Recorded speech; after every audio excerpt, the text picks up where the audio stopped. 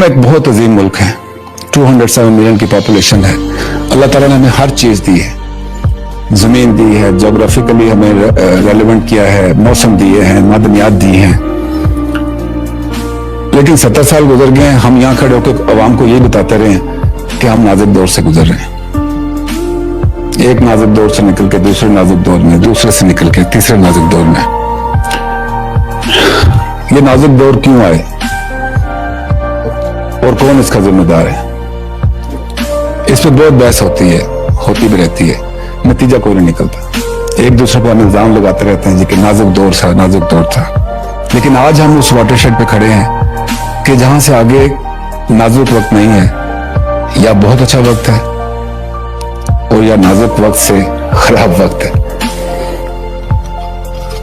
جنگیں لڑ لی, آدھا ملک گوا دیا, سنبھل بھی گیا, ایٹمی قوت بھی بن گئے. پچھلے چند سالوں میں بہتری کی طرف بھی آئے, امن بھی لیا. ہماری جو بہت گرتی ہوئی معیشت تھی اس کو ریسسیٹیٹ بھی کر دیا. ڈیولپمنٹ بھی ہو رہی ہے, بہتر کام بھی ہو رہے ہیں. تو ہم اس کو ریورس کیوں کرنا چاہتے ہیں؟